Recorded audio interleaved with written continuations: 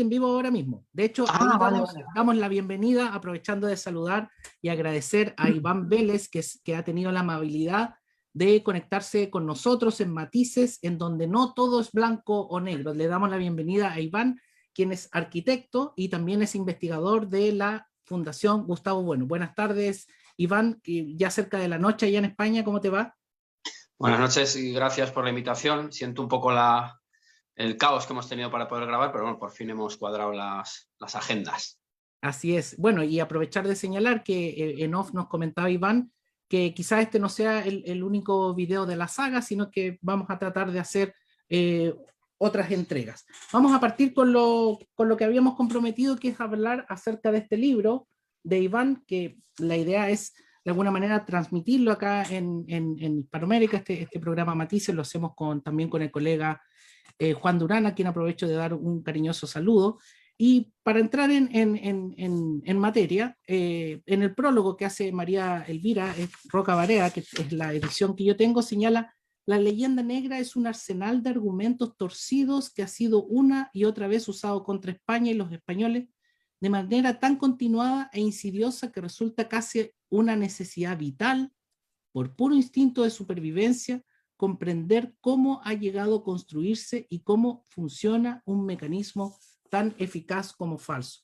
¿Qué te motivó a ti, estimado Iván, y obviamente dentro de las coordenadas del materialismo filosófico, a escribir este texto tuyo de Leyenda Negra? Bueno, pues a ver, esta es una pregunta que lógicamente ya me han hecho en alguna ocasión, dada mi profesión. Yo no soy historiador, soy un simple aficionado. Y también un aficionado a la filosofía, todo hay que decirlo. Pues la verdad es que el libro arranca en el lugar en el que estoy yo ahora mismo, que es en mi pueblo, en un pueblecito de Cuenca, España, en el cual hace ya unos cuantos años hacíamos unas jornadas de debates, están en internet, se llaman Encuentros en el Lugar.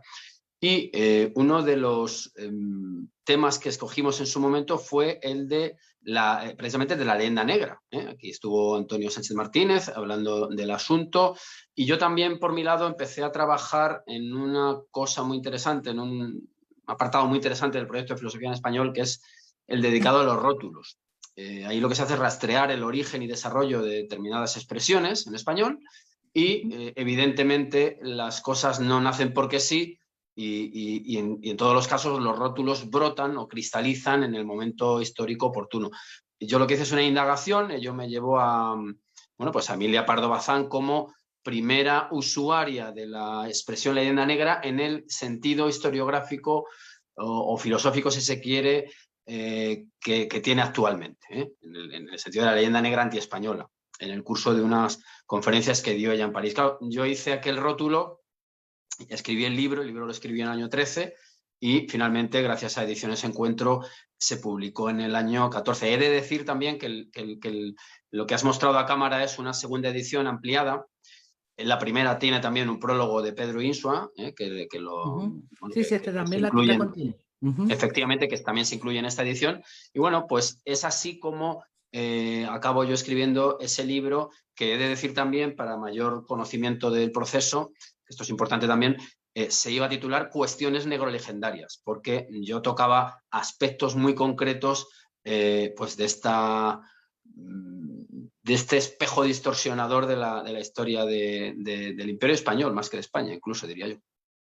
¿Y cuál es la urgencia, llamémoslo así, tomando las palabras que leí recién, respecto de la necesidad vital? Porque pareciera ser que en naciones hispanoamericanas, como pudiera ser el caso de Chile, también se da esto de ir en contra de la nación. Lo vivimos hace poco en la instalación de la Convención Constitucional, en donde se impidió cantar el himno nacional, y que hay una suerte simbólica de no respetar los símbolos patrios, que en términos, llamémoslo así, concreto, este tema de la simbología afecta porque detrás de aquello pudiera interpretarse una destrucción de las raíces. ¿Cómo lo ves tú en términos políticos en la España peninsular?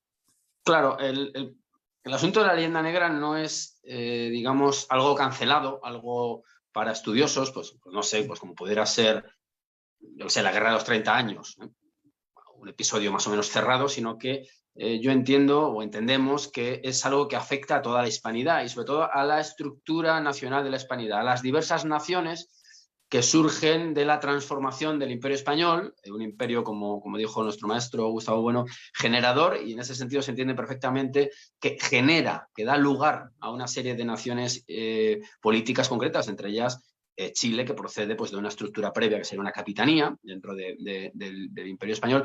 Y, desde luego, lo que estamos viendo en la actualidad, tanto en España como en Hispanoamérica, y yo creo que en el libro creo que di un poco en el clavo en el sentido de señalar que el indigenismo iba a ser, porque evidentemente tiene un alimento negro legendario muy concreto, pues uno de los movimientos destructores de las naciones hispanas. Vamos a dejarlo en hispanas. ¿Por qué? Pues porque en España todos los movimientos secesionistas, y esto me interesaría mucho que se conociera pues en Chile y en el lugar donde vais a difundir este trabajo, en España todos los movimientos secesionistas tienen una explícita condena y renuncia a las estructuras imperiales españolas, es decir, buscan sus orígenes en un tiempo mítico, evidentemente con una gran carga de fantasía y eludiendo su participación en esa especie de pars pudenda de la humanidad que sería en la expansión del imperio español y la propia configuración de tal imperio. ¿Qué ocurre? Y en ese sentido, pues ellos, ya digo, quieren conectarse con una especie de mundo arcádico previo a el surgimiento de una nación que aglutinaría todos los males, como es España, ¿no? Estas son un poco las coordenadas que hay. Y entonces es muy habitual ver por parte de los vascos, y claro, Chile está lleno de apellidos vascos, ¿no? Pues fantasear con un mundo casi con una religión natural y de vinculación a mitos El buen salvaje igual. muy telúricos. Claro, en Cataluña pues desmarcarse completamente digo, Cataluña y País Vasco en España pues son los sitios donde más fuerza ha tenido el secesionismo, incluso con una fuerza importante del terrorismo y con la marginación de la vida pública del idioma español. Esto lo tienen que saber todos los hispanoamericanos. En los sistemas educativos vasco y catalán hacen todo lo posible porque no se pueda estudiar apenas una hora a la semana o dos en español. Y esto da cuenta de su hispanofobia visceral. ¿Qué ocurre en Hispanoamérica? Pues yo creo que el tiempo va dando la razón a estas tesis de que el indigenismo es disolvente de las naciones. Yo creo que el caso chileno con los mapuches, que es algo que ya se veía venir de hace bastante tiempo, pues ha demostrado pues que el fortalecimiento, por supuesto interesado por terceras potencias, de estos grupos que claro que disponen de material etnológico o etnográfico, si se quiere, bastante a mano, pero desde luego están sobredimensionados y fabricados muchos de esos componentes de manera ad hoc e interesada. Estamos viendo el surgimiento de indigenismos en todas las naciones del Cono Sur e incluso pues, en México, que es la gran potencia de la hispanidad, pues también hay cierto fortalecimiento de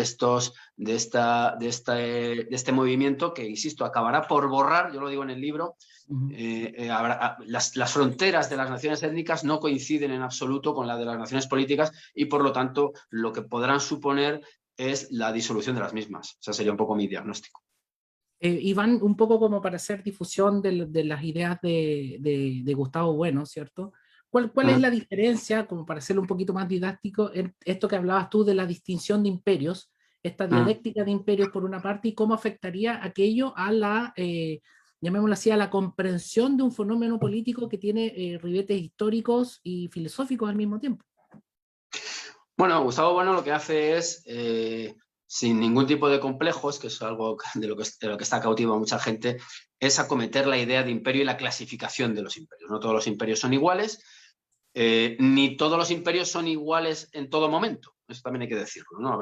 Probablemente en todos hay un momento inicial muy violento y de tintes depredadores en gran medida, y luego pues ya su propio desarrollo, su propia decantación, pues permite clasificarlos en uno de estos dos grupos: imperios generadores, es decir, aquellos que, vamos, lo estoy resumiendo de una manera muy burda, pero bueno, ahí está la obra de Bueno para esa es la idea, tratar de popularizarlo mínimamente, ¿no? Claro.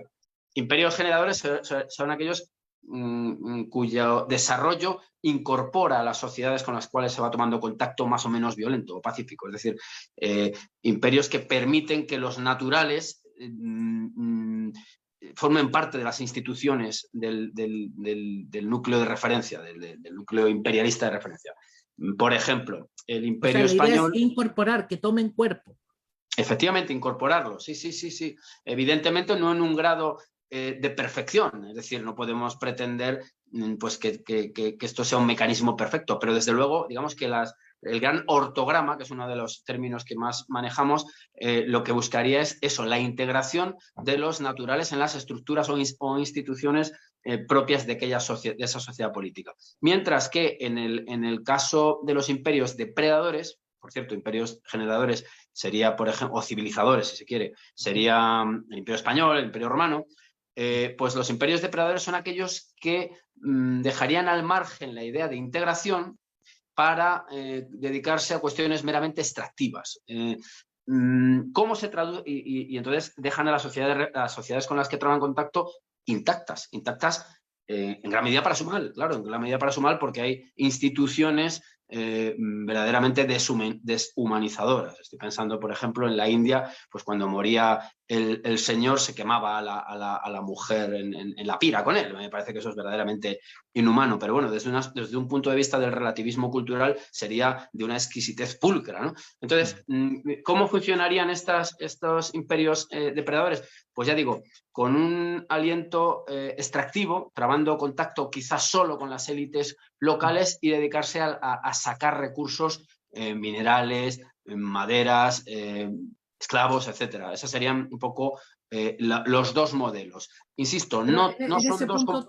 En ese punto, Sí. Iván, me gustaría interrumpirte para decir cómo se puede rescatar este punto de la leyenda negra, estudiarlo cuando hay una campaña publicitaria tan fuerte como, por ejemplo, lo fue en su momento Las Venas Abiertas de América Latina. Tú supongo que ubicas ese texto. Pues sí, de hecho además ese es un libro que yo analizo en el mío. Hay que decir incluso que Galeano renunció renunció finalmente a su obra, se desdijo. Pero es como el desmentido, que en realidad el desmentido nunca desmiente lo que quedó. Sí, nunca llega. Es un desmentido con la boca pequeña, ¿no? Aunque uno cuando lee Las Venas Abiertas de América Latina se da cuenta que la crítica hacia la mita minera, es muy profunda, pero en realidad está mirando a Estados Unidos, a los Estados Unidos de su tiempo también, no nos engañemos. Es que los libros a veces quedan de ellos unas ideas muy simplificadoras y si uno lo lee, la carga de profundidad va en gran medida hacia los yanquis, ¿no? Bueno, ¿qué ocurre con lo que denuncia Galeano? Pues evidentemente la mita, la propia palabra además es prehispánica, es algo que ya existía, eran servicios que se hacían a los caciques o a los curacas de Sudamérica, ¿no? De esos imperios. Claro. Desde ese punto de vista, el Imperio Español fue un imperio libertador, digámoslo de esa manera. Es un imperio libertador. Estas son palabras que hay que andar con mucho ojo, con mucho tiento. No es un imperio libertador en su totalidad, es decir, lo que no podemos es ingenuamente decir, bueno, pues todo el mundo vivió estupendamente. Caer en la leyenda rosa, sería caer en la leyenda efectivamente, rosa. sería una leyenda rosa, desde que haya unos hombres con barbudos y con morrión, todo el mundo viviría bien. No. Lo que estamos diciendo, o lo que sostenemos, es que a lo largo de los siglos, las instituciones españolas acogieron en gran medida a los naturales. Se mantuvieron, por supuesto, los privilegios de las élites, evidentemente, como se mantienen hoy y se van a mantener siempre. No podemos ser tan ingenuos, pero lo que sí que está claro es que pasado un tiempo hubo una gran homologación en ciertos estratos, en gran medida los estratos dominantes, entre la península o la España peninsular y la España americana. Eso, además, dio como fruto lo que podemos llamar revolución hispánica, que son las juntas que cristalizan tanto a un lado como a otro del océano con unos paralelismos enormes, lo cual da cuenta de hasta qué punto se han implantado, ya digo, instituciones muy similares a ambos lados del océano. Yo creo que, y luego, por ir un poco más a cuestiones más visibles, ¿no? Si uno se da cuenta, de hecho, cuando decimos imperio civilizador, civilidad tiene que ver con civitas, con ciudad, y lo que sabemos perfectamente es que el Imperio Español se caracterizó por la construcción de muchísimas ciudades, todas ellas con una trama muy similar, que hay que poner además... O urbanista también, tomando la raíz latina de urbs. ¿correcto? Efectivamente, fue un imperio urbano. Y de hecho, estas revoluciones, por así llamarlas, no se dan en ambientes rurales e indígenas, sino que se dan en ambientes ciudadanos. Estoy pensando en las juntas de Quito, de Guayaquil y todas esas. El caso chileno lo conozco peor, pero bueno, digamos que la célula expansiva o la célula imperial hispana es la ciudad, con todas las instituciones rodeando ese gran vacío central que es la plaza de armas o plaza mayor en el caso español. Iglesia, cárcel, mercado, todo eso. Y desde tu punto de vista, ¿cómo se puede hoy día remar contra la corriente? Porque el peso, llamémoslo así, de la propaganda es absolutamente contrario, porque lo que estamos conversando ahora, por ejemplo, en la Convención Constitucional, seríamos tachados de lo peor, de reaccionarios por lo bajo, fascistas, entre otras. Bueno, yo creo que hay varias formas de rebatir esas acusaciones. Bueno, lo de que te llamen fascista, pues casi es algo natural. Es decir, yo creo que hoy por hoy, pues si no te han llamado nunca fascista es que no has tenido mucho impacto social, ¿no? Por gastar una broma, ¿no? Hay que ser, qué menos que te llamen fascista, ¿no? Fascista es una especie de insulto sin mayor contenido, ¿no? Como si te llaman hijo de puta, así de claro, no tiene mayor alcance, ¿no? Porque claro, si todo el mundo que se opone a ti es fascista, el fascismo que lo es todo o es nada, ¿no? Eso no tiene sentido. Hombre, yo creo que lo que hay que decir claramente es que los movimientos indigenistas, que son la punta de lanza de esta estrategia disolvente de las naciones hispanoamericanas, lo que van a hacer es aumentar todavía los problemas. Es decir, van a hacer que surjan unas sociedades políticas aún de menor escala que van a ser mucho más dóciles a fuerzas de gran escala. Es decir, que estas atomizaciones de las naciones yo creo que van en perjuicio de todos. Vamos, yo me hago la siguiente pregunta. ¿Qué gana Chile, qué ganan los ciudadanos chilenos distinguiendo entre, no sé si tenéis algún término para adjetivarte a ti por tu rostro más blanco, de los mapuches? ¿Qué gana Chile? ¿O qué tiene, o qué impide? Lo que se gana es un tema dialéctico en orden a que si uno lo critica, se pone en el bando de los malos. O sea, necesariamente hacer crítica o estudio de esto es necesariamente estar desde el lado del mal, porque ellos son los buenos, ellos serían los buenistas.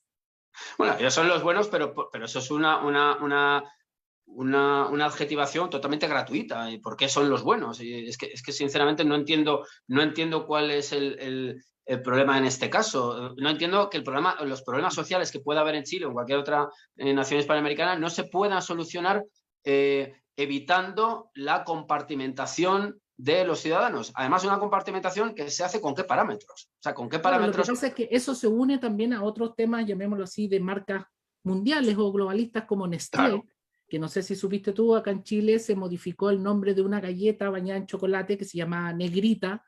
Negrita, entonces, para evitar problemas, ¿cierto? Porque ellos también son buenos. Entonces, si tú sumas estos temas interseccionales, feminismo, racismo, bla, bla, bla, o sea, calza perfecto, cae como un plato listo para servir.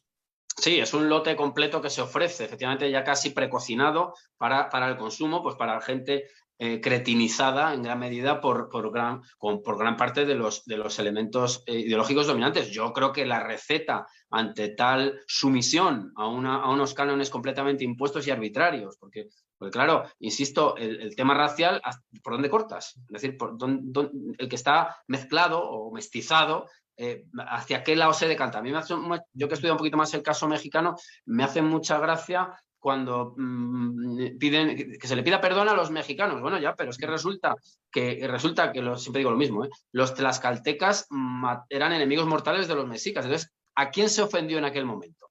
Y en este caso, o sea, en el caso de las sociedades hispanoamericanas, pues estamos en una situación muy parecida. Por otro lado, además, voy a decir una cosa que puede resultar muy burda. Oye, ya han pasado 200 años para resolver algunas cuestiones. Entonces, en fin, ¿dónde están los culpables? A todo eso hay que añadir que yo creo que, o para responder un poco a tu pregunta, yo creo que la solución a estos problemas que se plantean de manera constante es tener un sistema filosófico potente. Y yo, el que mayor potencia el que tiene mayor potencia que yo conozca es el materialismo filosófico. Yo invito a tus oyentes, a nuestros televidentes o quien sea, pues que intenten ahondar en este sistema, no porque tenga soluciones mágicas, sino porque por lo menos te permite no tragarte todos los cuentos que te arrojan, porque sinceramente el indigenismo parte de unas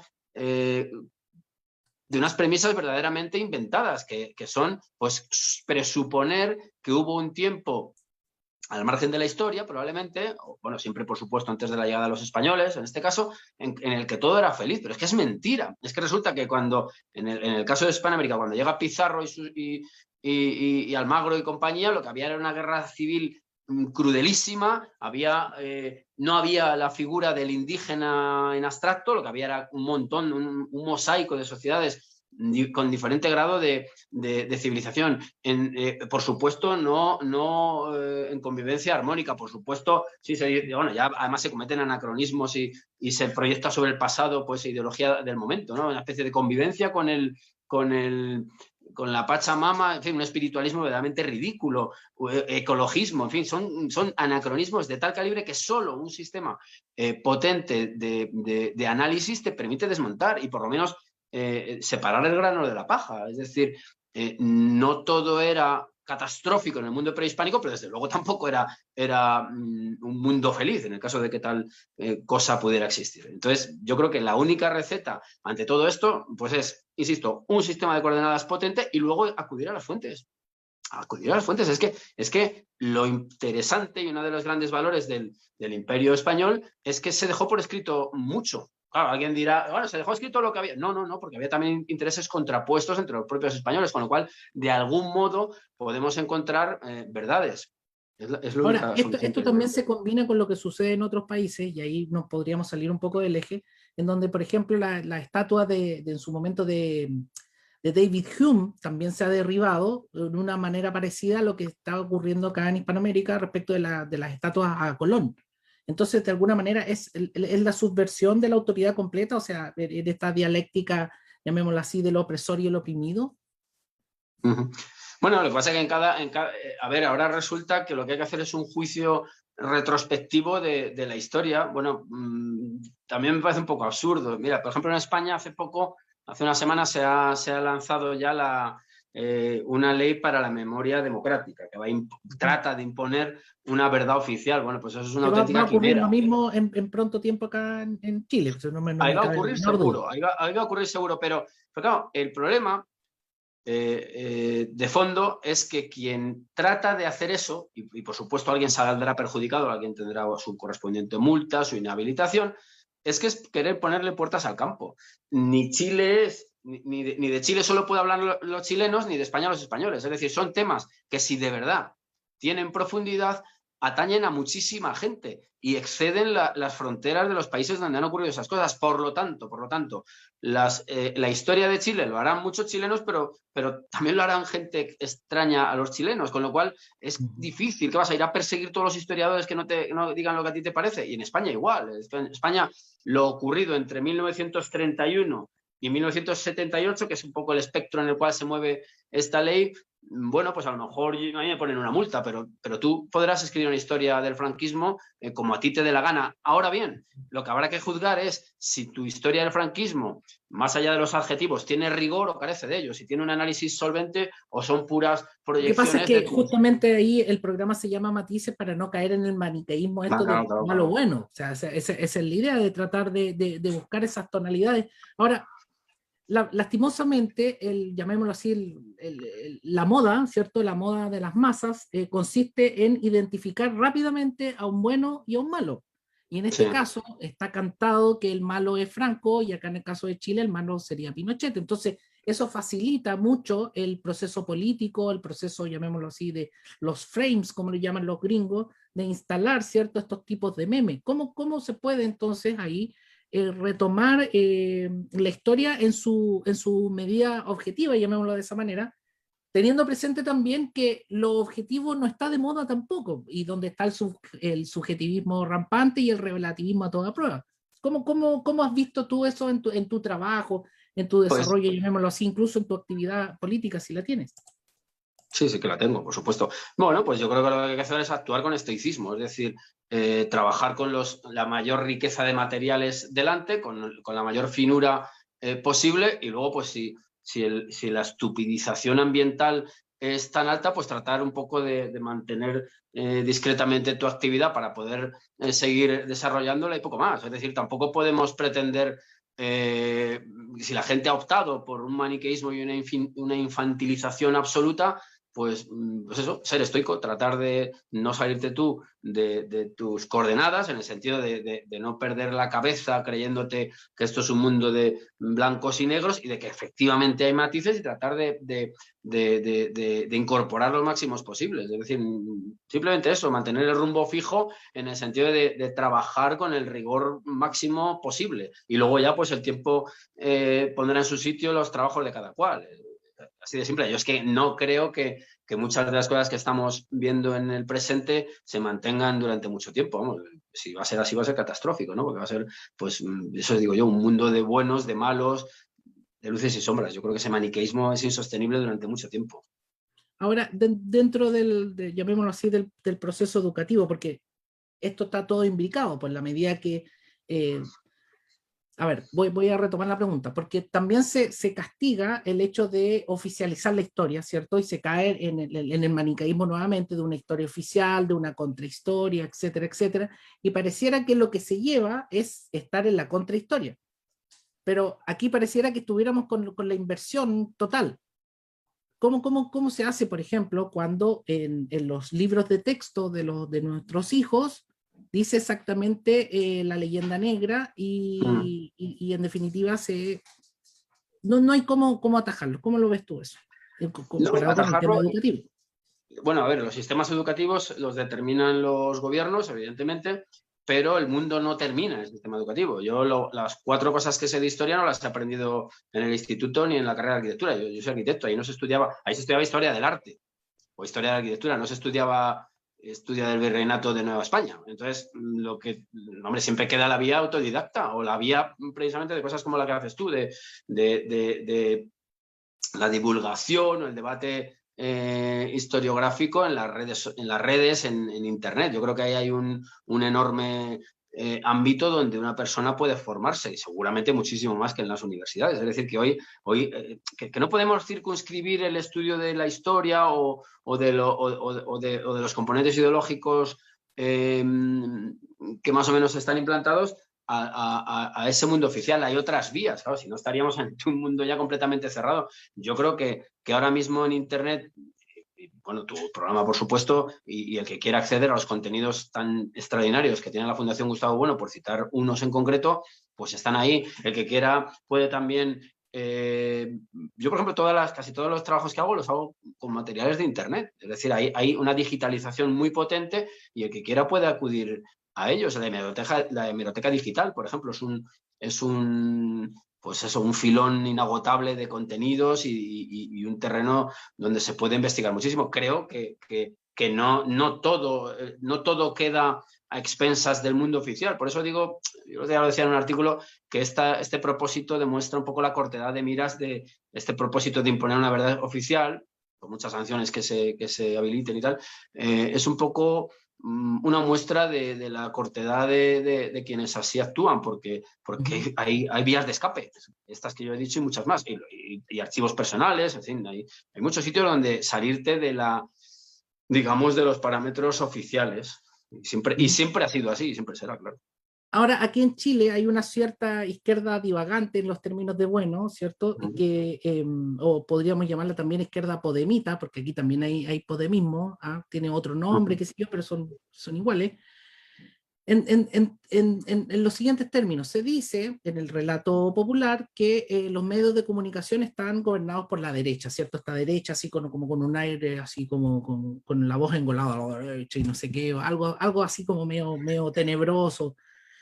Y resulta ser que los periodistas de los grandes medios de comunicación de masa, que son iguales en Chile, en España, en todos lados, en definitiva adoptan una actitud moralizante, ¿ya? Moralizante, y que te cuestionan hasta facialmente lo que tú pudieras decir. ¿Te ha ocurrido aquello cuando te preguntan acerca de este tema de la leyenda negra? Así como dicen, no, no te metas ahí, digámoslo así, estás derribando tabúes. Hombre, yo tampoco soy tan importante como para que me veten, ¿no? Pero bueno, yo te diría que los medios de comunicación, pues los medios de comunicación funcionan gracias a la publicidad, no nos engañemos. Entonces, si la ideología dominante es la que es porque el gran capital así lo quiere. Que es así de sencillo. Si tú le quitas, es decir, las audiencias que van conectadas, estoy pensando en la televisión, con la publicidad. Si tú un programa pones cero audiencia, su vida será cortísima. Será cortísima porque el anunciante no querrá salir ahí. Yo creo sinceramente que los medios de comunicación estimulan en grandísima medida la leyenda negra. Y en el caso de los movimientos indigenistas, hombre, es evidente que los han jaleado en grandísima medida. ¿Por qué? Pues precisamente porque son estrategias con unos intereses económicos concretos, ¿no? Creer en una especie de altruismo ahí dominante, pues es también una visión infantil y esa sería un poco mi respuesta. Ahora, para no caer en el filo, ¿cierto? O sea, en el filo, en la palabra filo, en el amor desacerbado o a la leyenda rosa o lo que fuere, en ese sentido, ¿cuál sería la autocrítica de por qué se cayó en lo que estamos viviendo? ¿Por qué, por ejemplo, muchas naciones hispanoamericanas sienten todavía ese odio exacerbado o incluso irracional al legado español? Hablando en español, si eso es lo más chistoso.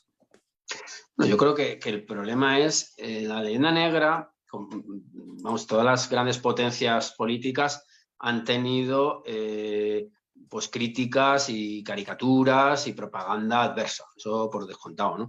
¿Qué ha ocurrido en el caso del mundo hispano? Pues que el problema es que lo ha asumido, es decir, que los hispanos han asumido en gran medida, pues, por ejemplo, la idea de genocidio, que es un poco la dominante cuando se hace... Cuando en España, por lo menos, que es el caso que yo conozco, llega el 12 de octubre, pues la autodenominada izquierda dice nada que celebrar el genocidio americano. Bueno, pero eso es porque se ha asumido que hay tal genocidio, pues que no hubo tal genocidio. O sea, genocidio es un exterminio planificado y evidentemente no lo hubo. Además, eso no encaja tampoco con la idea de la explotación sin límites. Es decir, no puedes matar y explotar a la vez a los individuos. O te quedas con una cosa o con otra. Entonces, ¿cuál es el problema de la leyenda negra? Pues que sobre todo en el siglo XIX, que es cuando surgen las naciones hispanas, como proceso, ya digo, de transformación o de realización del imperio, es el siglo francés por antonomasia. Posteriormente está también, por supuesto, los intereses británicos. Ellos elaboran una propaganda muy bien elaborada, muy bien implantada en determinados colectivos, que por cierto muchos de ellos son los que hacen esas revoluciones, ¿no? Estamos pensando en, por ejemplo, Simón Bolívar cuando hablaba de la madrastra España, cosas así. Es decir, que hay grupos que estaban, digamos, contaminados por esa idea completamente oscura de esos 3 siglos de opresión, que son los próceres de esas naciones y quienes abren el camino, como hemos dicho en esta charla, a unos sistemas educativos o a unas imágenes oficiales de un mundo hispano, pues como un auténtico baño de sangre y de codicia. Y entonces, eso nos ha llevado a esa situación, pero claro, el problema ya no es la propaganda negativa que hagan de alguien o de un colectivo, sino que ese colectivo lo asuma. Y eso es lo que, tanto a un lado como a otro del charco, no en todos los sitios, por supuesto, ni a todos los niveles, se ha asumido. Y desde luego la producción audiovisual y todo lo que llega a la juventud en gran medida tiene esas dosis negrolegendarias. Yo creo, insisto, que lo que hay que ir es por la vía del rigor, porque claro, pintar una leyenda rosa pues también es igual de grosero. Claro, o sea, sería la idea no caer en claro, valga la palabra, en buenismos, en definitiva, pero igual es complejo porque la idea también sería rescatar la filosofía en español que es de Gustavo Bueno, entonces ahí se producen los problemas del lenguaje. Es que el problema es que afinar no es tan fácil, no es tan fácil. Es decir, a un ejemplo positivo se puede oponer un ejemplo negativo, eso es inevitable. Es decir, a un español que ha hecho una labor interesantísima evangelizadora se le puede poner la idea de que quién es él para evangelizar a esos hombres que ya tienen una concepción de Dios. En fin, se necesita un sistema filosófico y se necesita, insisto, la idea de ortograma. Es decir, que las cosas no ocurren caprichosamente al albur de decisiones puramente individuales, sino que había unas directrices, unas formas que estaban en conflicto con otras y son las que determinan esa realidad que es Hispanoamérica. Entonces, sin una filosofía potente, si estamos en el puro relativismo, hay muy poco que hacer, porque, insisto, a cada ejemplo te pondrán un contraejemplo. Y luego, además, pues acabarán hasta diciéndote que España no descubrió nada porque ellos había gente allí. Bueno, eso es no tener ni idea de nada ya, pero bueno, eso es casi perder el tiempo. Intentar tratar con esos sujetos es casi perder el tiempo. Exactamente. Bueno, Iván, pues se nos pasó volando el tiempo. A mí me gustaría nada más cobrarte la palabra respecto de que esta no va a ser la única entrevista y aprovechar de que nos puedas despedir el programa de hoy. Bueno, pues nada, ¿no? Encantado de hablar contigo, de por lo menos contribuir a esclarecer un poco este debate tan enconado y tan complejo. Felicitarte por el trabajo que haces y a tu disposición, por supuesto. Encantado de volver a vernos por aquí o por Chile o por España, dependiendo de las posibilidades. Perfecto. Muchísimas gracias, Iván, y bueno, nos veremos en otra de matices en donde no todo es blanco y negro. Muchísimas gracias. Gracias.